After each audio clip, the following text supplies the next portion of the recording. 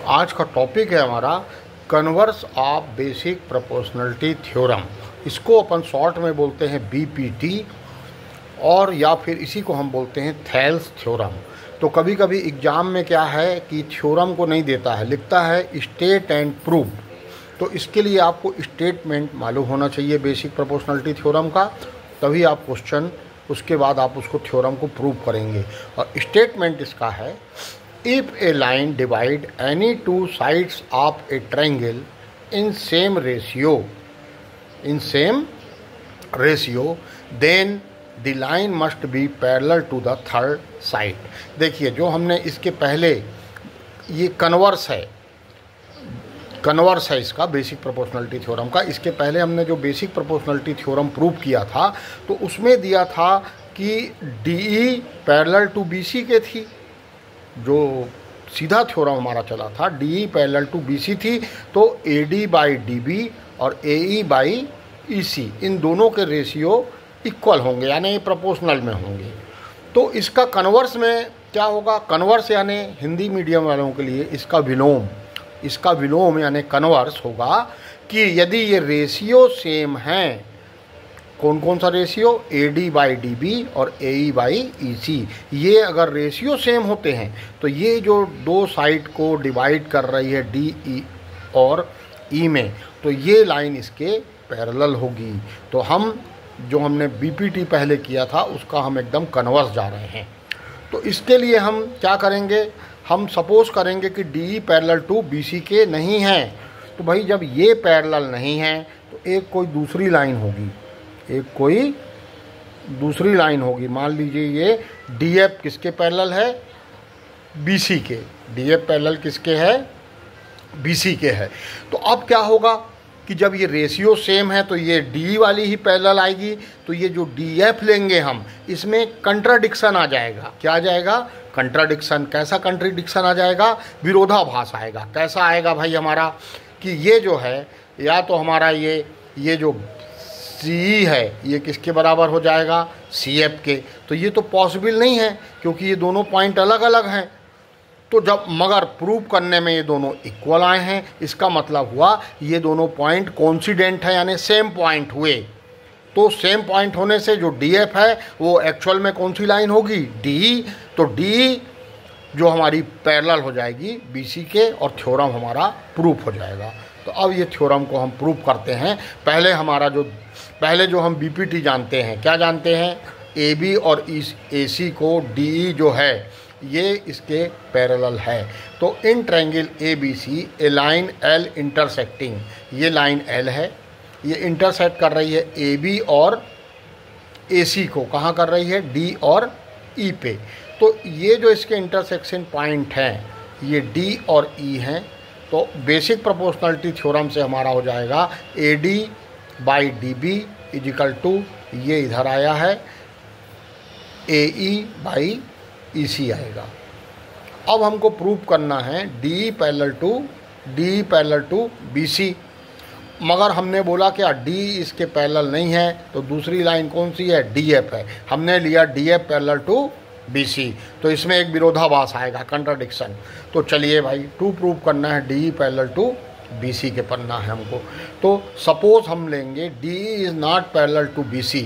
ये जो DE है वो इसके पैरेलल नहीं है। जब ये इसके पैरेलल नहीं है तो एक कोई भी लाइन होगी जो इसके BC के पैरेलल होगी, तो उस लाइन को हमने क्या बोला? DF पैरेलल टू BC, है ना। ये कहाँ से जा रही है? D से जा रही है ना। DE ये भी कहाँ से जा रही है? D से जा रही है, और पैरेलल किसके है? BC के है।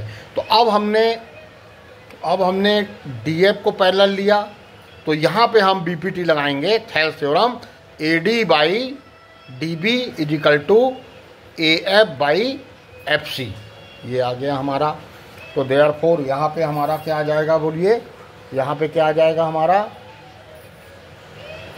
AD by DB is equal to, ये हमारा F लिया है हमने, पॉइंट क्या लिया है? F लिया है। तो ये हो जाएगा AF बाई FC के बराबर हो जाएगा। बट क्या है? बट जो हमने बेसिक प्रोपोर्शनलिटी थ्योरम से क्या होगा हमारा, AD by DB is equal to AE by EC। तो ये हमारा हो गया, ये वाला हो गया हमारा, ये फर्स्ट, ये वाला हमारा, ये जो था देखिए ऊपर, ये हमारा फर्स्ट था, तो ये वाला जो हमारा है ये फर्स्ट है और ये वाला हमारा सेकंड है। इसको मैं नीचे फर्स्ट इसलिए लिख रहा हूँ क्योंकि इसको मैंने फिर से यहाँ लिख दिया है। तो अब हम लेंगे फ्रॉम 1 एंड 2, 1 और 2 से देखिए, ये AF बराबर AF बाई FC किसके बराबर है, AD बाई DB के, और AE बाई, इसको थोड़ा अच्छे से कर देता हूँ, AE बाई EC ये भी किसके बराबर है, AD बाई DB के। तो जब ये दोनों सेम चीज़ के बराबर हैं, दोनों सेम चीज़ के बराबर हैं, तो अगर मान लीजिए, तो यहाँ पे मैं AD बाई DB की जगह क्या लिख सकता हूँ, AE बाई EC लिख सकता हूँ यहाँ, AE बाई EC, क्योंकि ये भी AD बाई DB के इक्वल है।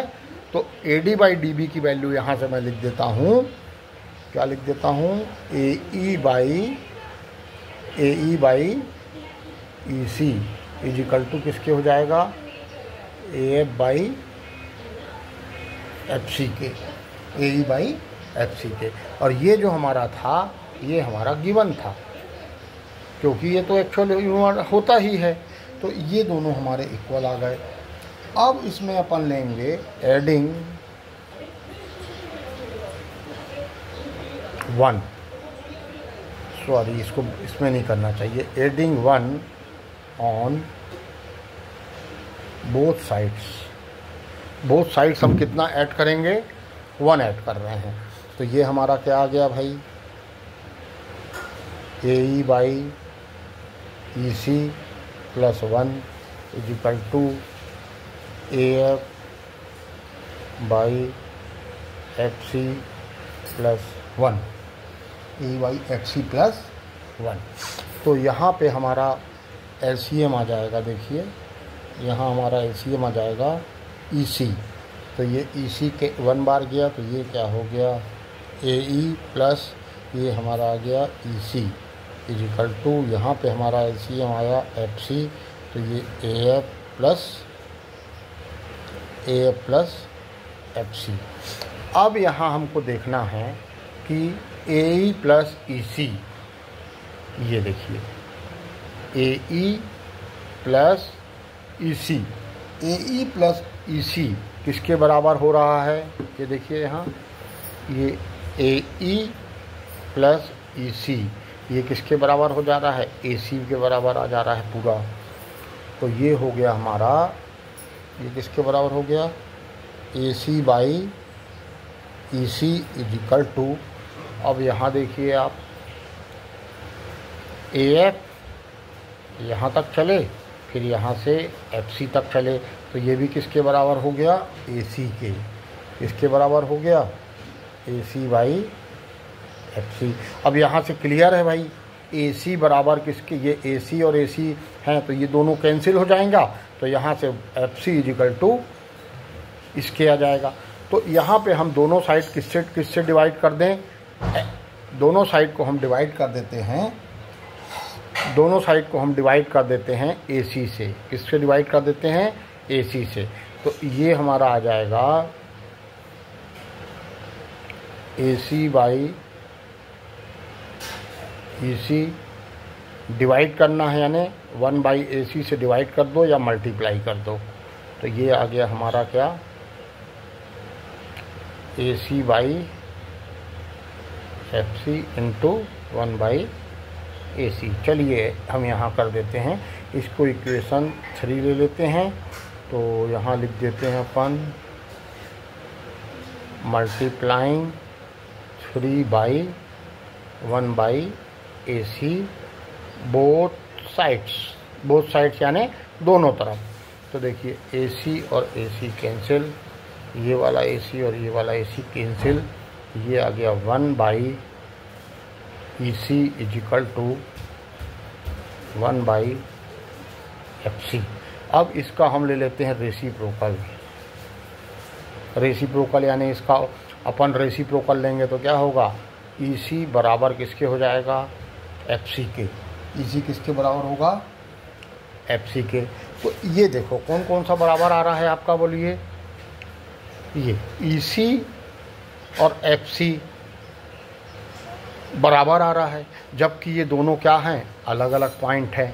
तो हमने किसको पैरेलल लिया था, DF बाई BC को। तो ये जो हमने लिया था ये एक विरोधाभास आ गया, क्या आ गया, विरोधाभास या contradiction. It is the contradiction fact that कि DF पैरेलल टू BC। इसका मतलब जो DF थी वो पैरेलल BC के नहीं होगी, ये DF कोई भी लाइन अलग से नहीं थी, ये DE ही थी। तो हमारा प्रूफ हो गया DE पैरेलल टू BC के। तो यहाँ पे अब आ गया वही चीज़ मैंने आपको थ्योरम के शुरू में भी बतला दिया था, ये दोनों बराबर हो गया। तो ये कर दीजिए, which is possible only when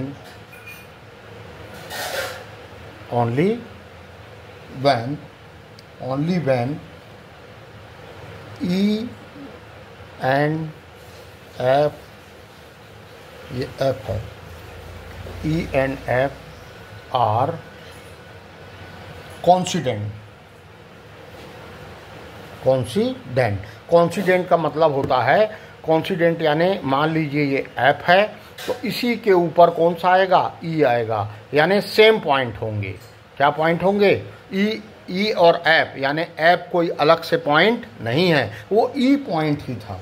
कौन सा पॉइंट था, E पॉइंट था। तो देयरफॉर हमारा प्रूफ हो गया BC पैरेलल टू DE के। एक्चुअली प्रूफ करना था हमारा, बात एक ही है दोनों, DE पैरेलल टू BC। तो ये हमारा थ्योरम, इसका कन्वर्स प्रूफ हो जाता है, इसका थ्योरम प्रूफ हो जाता है हमारा, ये कन्वर्स थ्योरम है।